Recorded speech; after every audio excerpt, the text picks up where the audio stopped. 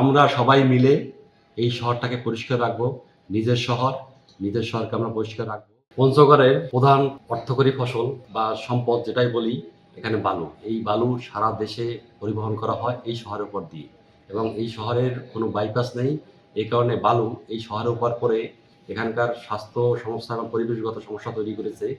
এই কারণে এই শহরে যতগুলো সমস্যা আছে তার মধ্যে এই পরিষ্কার পরিচ্ছন্নতা না থাকার সমস্যাটা খুব বড়।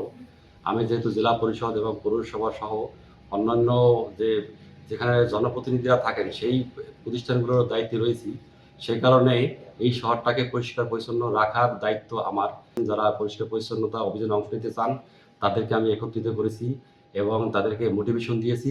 তারা আজকে এসেছেন এবং আমরা সবাই সকালে প্রায় 200 স্বেচ্ছাসেবক বাহিনী এবং 100 আমাদের পৌরসভার কর্মী এবং অভিভাবকরা আরও প্রায় 200, প্রায় 500-র মতো মানুষ আমরা আজকে এই শহরে নেমেছি এবং পরিষ্কার পরিচ্ছন্নতা যে অভিযান, সেই অভিযান আমরা আজকে উদ্বোধন করলাম। এর পরবর্তীতে আমরা প্ল্যান করে প্রতিটি পাড়া মহল্লা ভাগ করে আমরা আমাদের এই পরিষ্কার পরিচ্ছন্নতা কার্যক্রম অব্যাহত রাখব এবং আমরা এই শহরকে একটা পর্যটন সমৃদ্ধ এলাকায় পরিণত করব এবং বাইরের মানুষ যখন এই পঞ্চগড়ে আসবে তখন তারা যাতে পরিষ্কার পরিচ্ছন্ন একটা শহর দেখতে পায় সেই ব্যবস্থা আমরা করব এবং স্বাস্থ্যকর একটা শহরে আমরা পরিণত করব।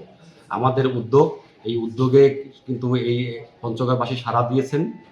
আমি তাদেরকে ধন্যবাদ জানাচ্ছি জেলা প্রশাসনের পক্ষ থেকে এবং উপজেলা পরিষদের পক্ষ থেকে এবং জেলা পরিষদের পক্ষ থেকে, পৌরসভার পক্ষ থেকে। আমরা সবাই মিলে এই শহরটাকে পরিষ্কার রাখবো।